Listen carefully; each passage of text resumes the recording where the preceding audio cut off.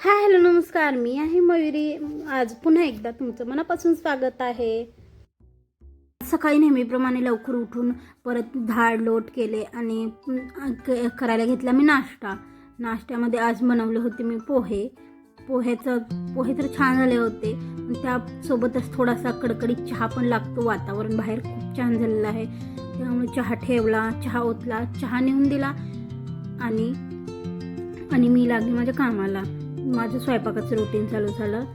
स्वयंपाकाला मी आज 2 भाज्या बनवले होते. हे एकदम साधी सोपी आहे, पण खायला खूप छान चविष्ट आहे.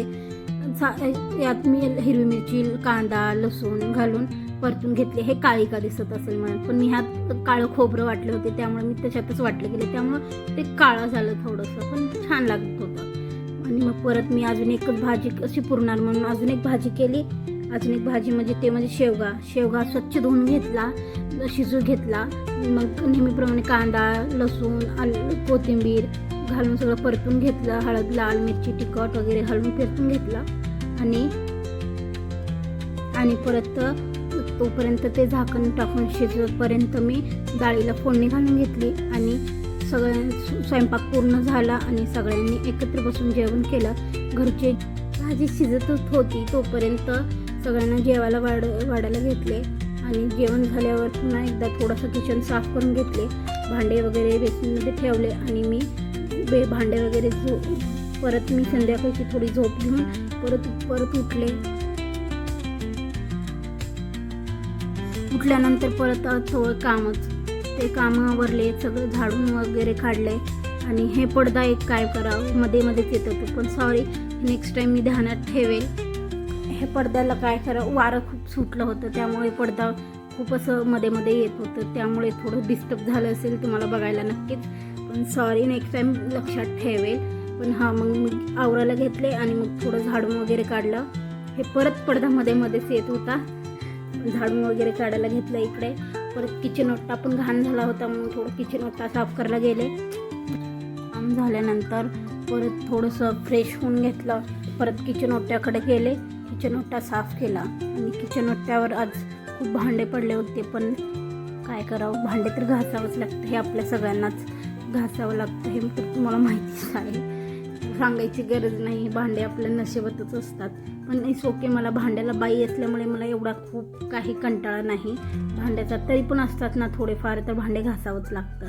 तर इकडे मी किचन ओटा साफ करत होता. सकाळी दुपारचे भांडे वगैरे पडलेले होते, ते बाहेर नेऊन ठेवले सगळे. आणि जे बाकीचे धुवायचे असतात ते मी घरातच धुते. थोडेसे भांडे इतके टाकत नाही मी धुवायला, बाई ओरडते माझी, म्हणून मीच थोडेसे भांडे इथं धुवून घेत असते, मोठे छोटे ग्लास वगैरे. पण बाया इतकं स्वच्छ नाही घासत, ते तर माहितीच असेल तुम्हाला. पण मला नाईलाज आहे, आम्ही तिघच असतो घरी, त्यामुळे मला लावावंच लागते भांडेवाली बाई. त्यामुळे मला मी थोडे भांडे घासून पण घेते घरातच. त्यामुळे मी इकडं ओटा साफ करत होते, गॅस साफ करत होते, जेणेकरून रात्रीला वेळ नाही मिळाला तरी पण मी कारण मला शूटलाच वेळ लागतो आणि एडिटिंग नवीन असल्यामुळे ना एडिटिंगला वेळ लागतोच, हे माहितीच असेल तुम्हाला. आणि मग मी थोडंसं इथं गॅस पुसून घेतला, गॅस धुवून घेतला आणि इकडे मी गॅस धुवून घेतच होते तोपर्यंत किचन वगैरे पाणी टाकून सगळं पाणी काढून घेतलं. आणि तुम्हाला माहितीच असेल की माझी हे सुरुवात आहे, त्यामुळं आवाज व्हॉइस ओव्हर देण्यास थोडंसं चुकत असेल, पण तुम्हाला नक्कीच थोड्या दिवसांनी किंवा छान जेव्हा मला शूट करायला येईल तेव्हा मी एकदम पक्कावाला ब्लॉगर बनेन. तेव्हा तुम्हाला माझे रील्स असे नाही वाटणार पहिल्याच्याने. ते इकडे तोपर्यंत मी ओठावी पुसून घेत होते. तर मी पहिल्याचे व्हिडिओ बघून आणि नंतरचे व्हिडिओ बघून तुम्हाला नक्कीच बदल जाणवलेला दिसेल. तर इकडे मी थोडेसे भांडे वगैरे घासून घेत होते. पिठाचा डबा पण धुवायचा होता, म्हणून पिठाचा डबा पण धुवून घेतला. दळण आणला जाऊन संध्याकाळच्या टायमिंगला.